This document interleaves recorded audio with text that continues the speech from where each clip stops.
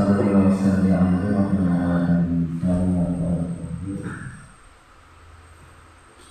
Al-Muharram Al-Mujib Al-Mahmud Al-Ikhwan. Assalamualaikum warahmatullahi wabarakatuh.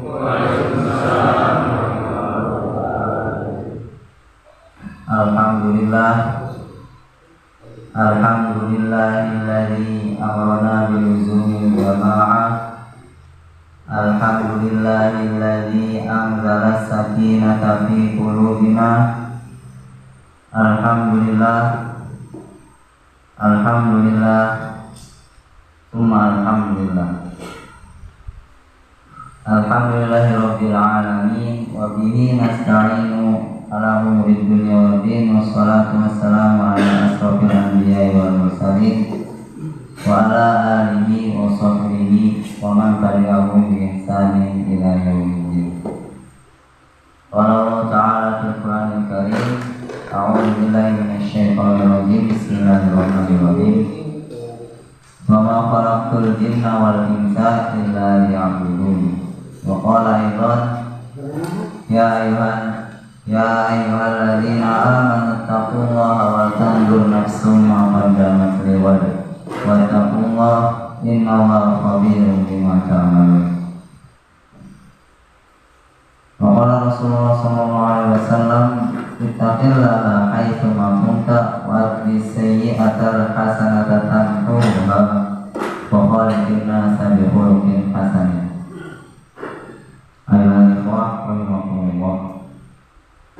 Selalu pertama kali yang saya ucapkan ketika mengisi di sini itu kata maaf, karena saya boten saged basa Jawa.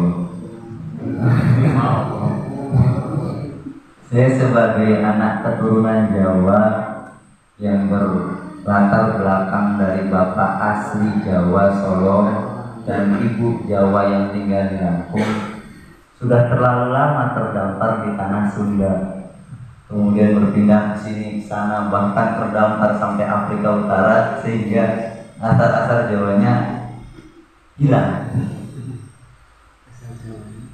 Karena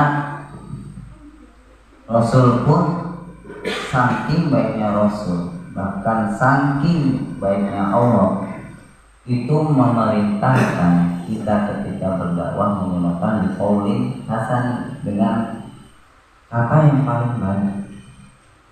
Makanya sepatutnya bagi kita pertama kali ialah mensyukuri nikmat Allah.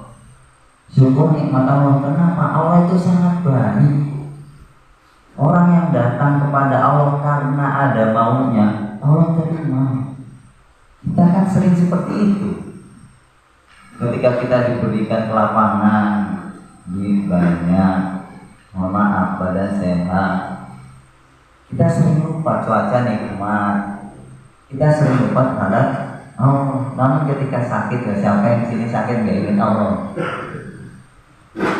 Mesti kalau sakit baru ingat ya Allah. Misalnya sakit gigi untukku, ya Allah badanku aku terus selain itu Allah masih menerima kita.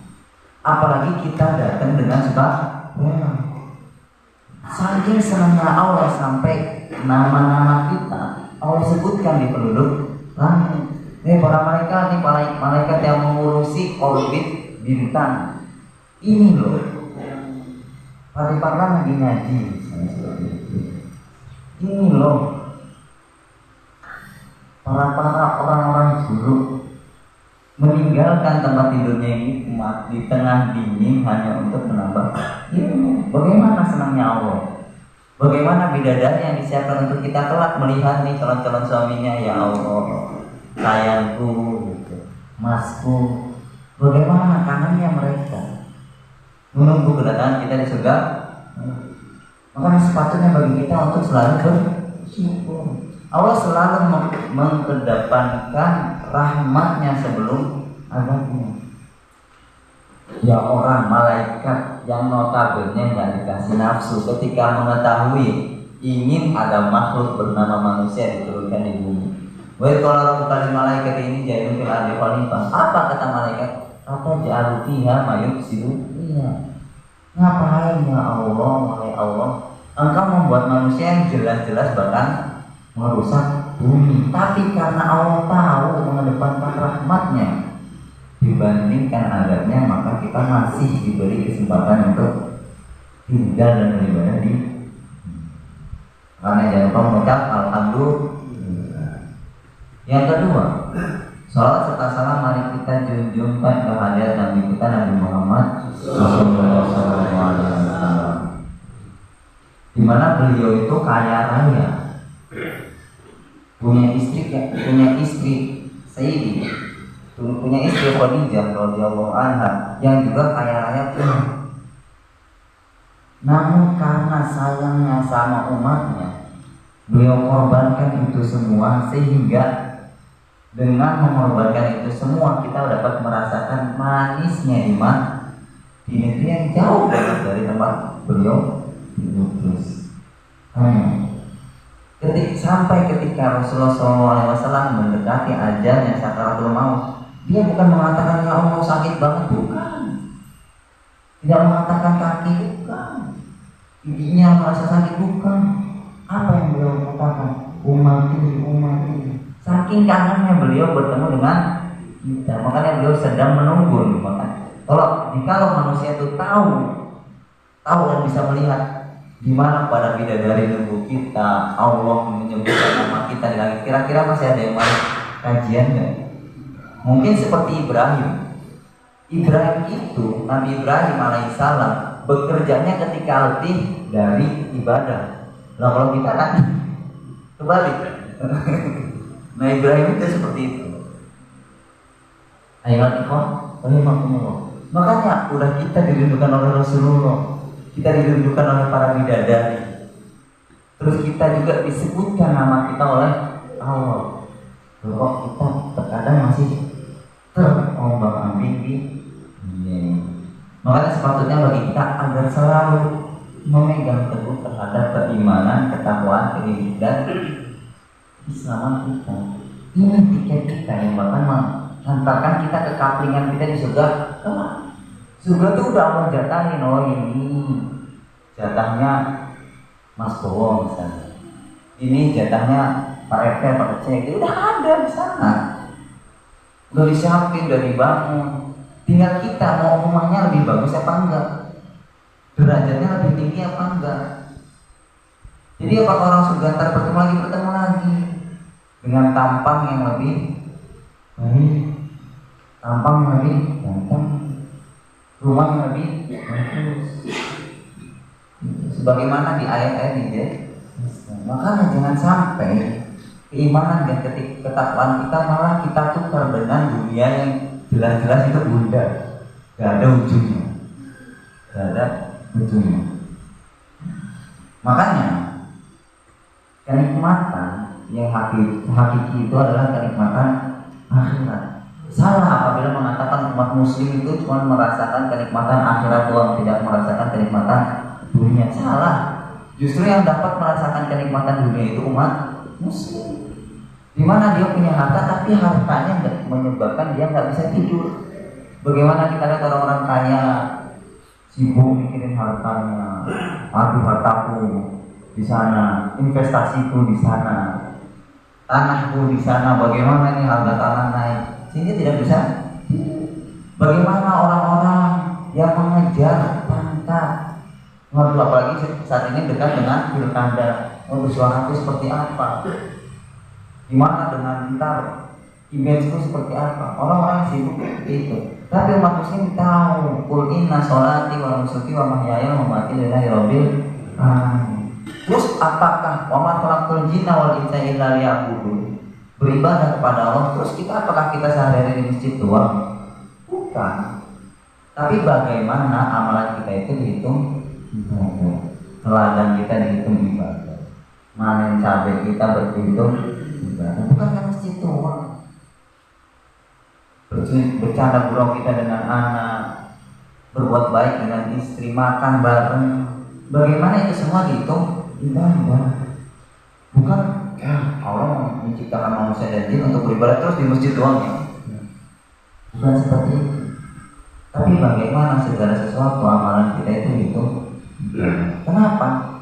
Itu kembali lagi. Orang yang mengejar harta kesana kesini nggak ketemu hingga dia tidak stres.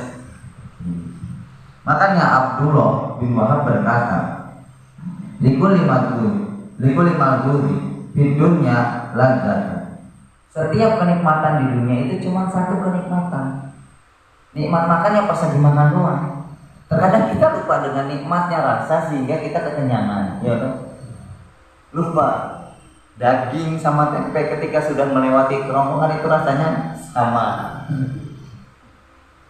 Dan lain sebagainya. Tapi cuma tazul kemudian diangkat kenikmatan tersebut. Ini itu seperti makanan ketika setelah melewati kerongkongan hilang. Kekuatan ketika mulai masuk usia-usia mulai kena dingin dikit masuk angin. Tetapi ibadah itu kenikmatannya nggak cuma satu. Maka sepatutnya bagi ibadah itu ada 3 kenikmatan. Yang kenikmatan pertama al-ladzati idzal kunta fiha. Kenikmatan pertama ketika kita melakukannya. Ketika kita bersedekah, membantu orang yang nggak bisa makan. Orang tersebut senyum, nular nggak senyumnya? Nular. Alhamdulillah kita dapat membantu orang tersebut. Mungkin bagi kita hal sepele. Ya maksudnya mungkin kita memberi makan ya santri gitu. Bagi kita sepele karena biasanya di rumah pun nasi udah cukup. Tapi mungkin waktu itu santrinya lagi makanannya apa lain. Itu kan nular sebenarnya. Bahagianya nular. Apakah ketika kita sedekah itu tidak senang? Senang. Dan itu kenikmatan yang hakiki. Makanya para sahabat ketika ditanya, kenapa sih sedekah itu jor-joran? Apakah nggak sayang sama hartanya? Justru karena sayang, sehingga Allah pertemukan kembali hartanya di mana akhirat yang bakal. Kalau di dunia sekarang megang 50.000, 50 tahun lagi 50.000 harganya. Dulu kurban kambing, harga kambing itu 800.000 kambing jantan. Sekarang udah berapa? 2 juta. Nah itu harta di dunia. Tapi kalau di akhirat kekal. Justru karena kita sayang dengan harta kita sudah. Dan apakah bersedekah itu memberatkan? Tidak. Kita membantu orang terus orang tersebut bisa melanjutkan hidup tersenyum-senyumnya nular. Yang kedua, tidak tadzakarta apabila mengingat nikmat tersebut. Dan orang yang baik umurnya panjang. Apakah maksudnya umurnya ditambah? Bukan. Tapi namanya disebut-sebut. Contohnya kayak aku. Dulu pertama kali aku kesini, aku tuh sering nongkrongnya di rumah Pak RT, Pak Ece. 3 tahun kemudian aku sekarang balik lagi masih ingat. Dulu dikasih makan sama beliau. Sehingga namanya dan lain sebagainya itu ibadah. Yang kedua, jadi pertama ketika melakukan, yang kedua ketika mengingat hal tersebut. Tapi ingat ibadahnya buat Allah, bukan buat disebutkan di antara manusia. Maka ketika kita beribadah ngadu ke Allah, ya Allah, aku sholat nih, Allah, ya Allah, aku zakat nih, tolong dong rumah aku di sana ntar tambahin. Tolong dong tambah nikmat di hati aku. Karena Allah, jangan sampai seperti ini. Ini halus ini. Sholat duha itu memperlancar rezeki. Tapi jangan sholat duha karena ingin rezekinya lancar. Apakah ketika sholat duha ingin rezekinya lancar akan diberikan kelancaran sama Allah? Iya. Karena itu emang janji Allah. Tapi ketika sholat duha karena Allah tahu. Karena yang memberi rezeki sama Allah. Jadi kita sholat duha karena Allah dan kita sholat duha karena rezeki, sama-sama mendapatkan rezeki. Tapi yang satunya mendapatkan pahala lagi, yang satunya terusan niatnya terusan terjemput. Itu yang pertama ketika melakukan ibadah tersebut. Ketika kita sholat bertemu dengan saudara-saudara, sedulur-sedulur, Gua ngeliat alhamdulillah sehat, kan senang.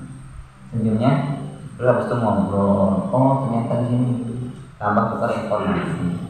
Yang ketiga, wa idza u'ita thawabaha. Dan apabila kita mengetahui ganjaran kita, makanya entar orang yang masuk akhirat itu pasti kaget.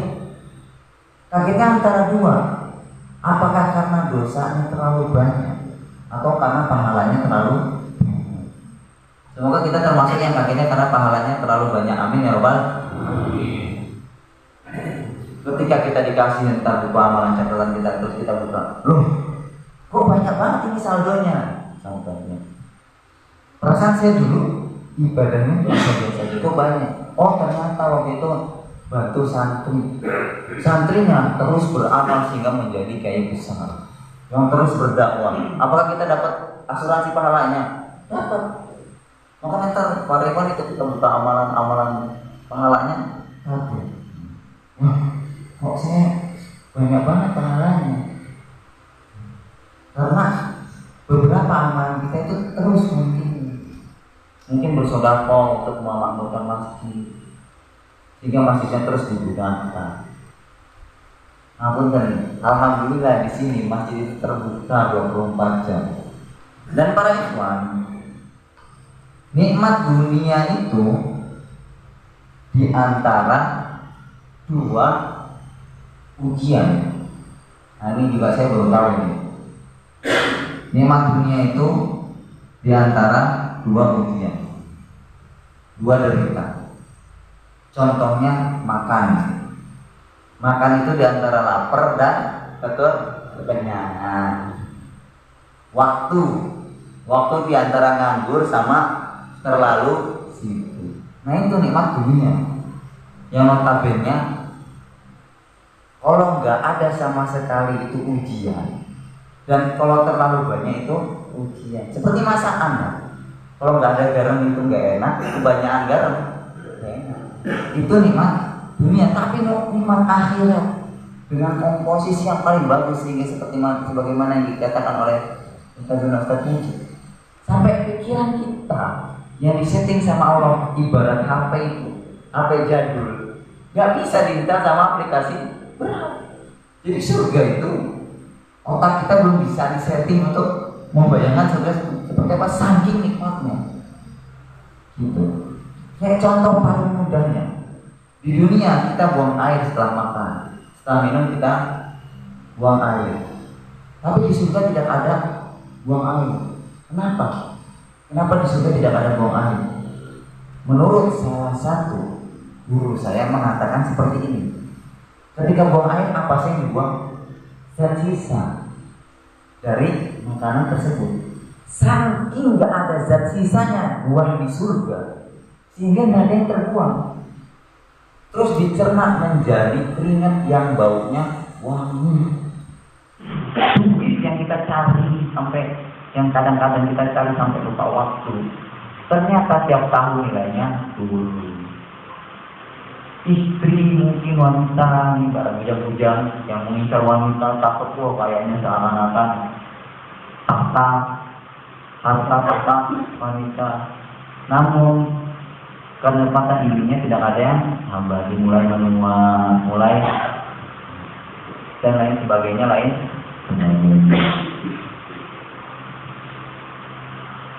Sampai sini apa mau lanjut? Sudah apa lanjut nih?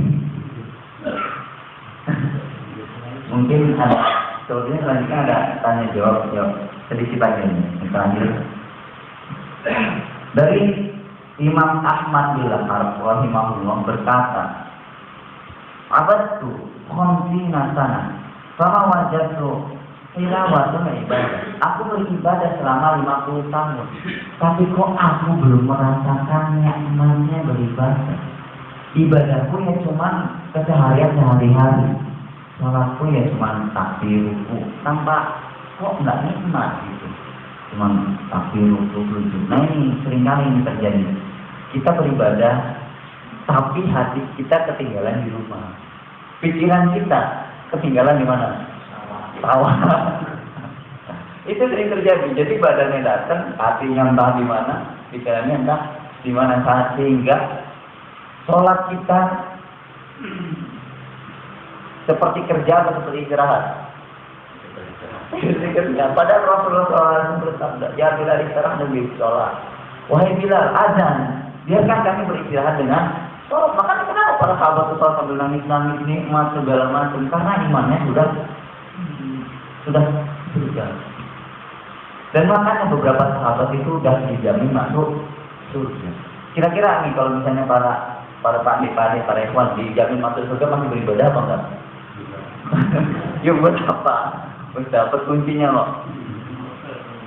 Kayak contohnya kita ngefans, contohnya mohon maaf, saya senang bola misalnya, contohnya saya senang bola, ya contohnya klub lokal Persis gitu lah. Sekalipun kita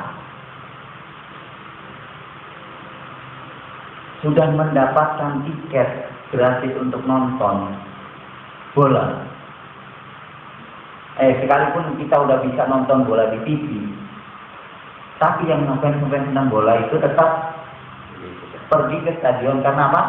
Cinta. Begitu juga para sahabat yang telah dijamin masuk surga. Ketika dijamin bukannya malah wah aku duit tiket surga, udah ada kuncinya buat apa beribadah? Enggak, tapi justru nambah kita pengen ke stadion kan.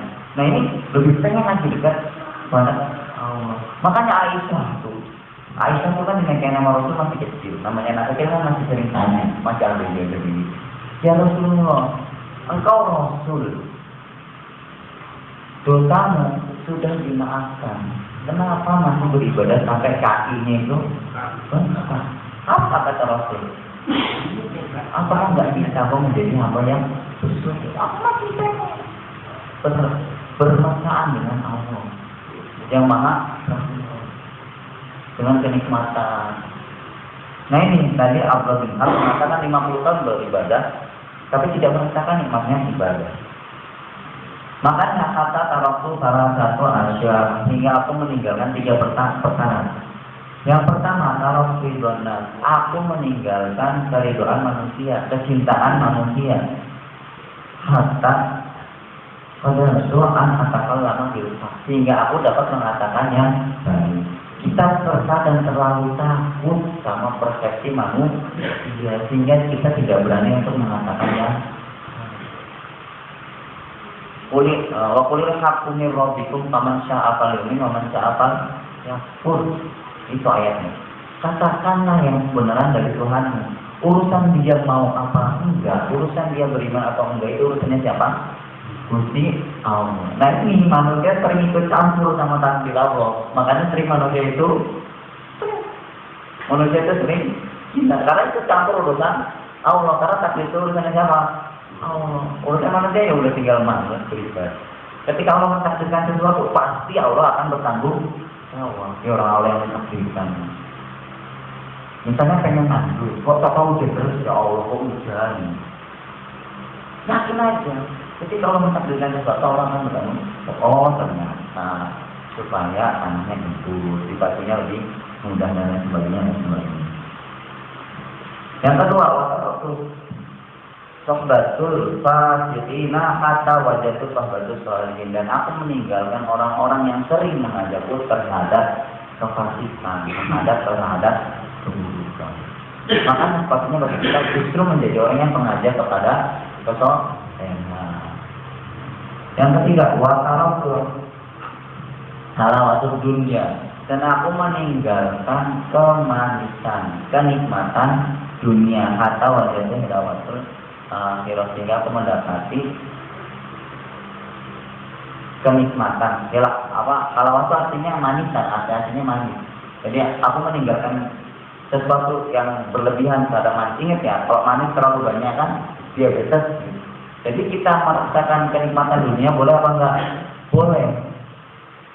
Kenikmatan dunia, manisnya kenikmatan dunia boleh selama tidak berlebihan ataupun menambah keimanan kita dan lain sebagainya.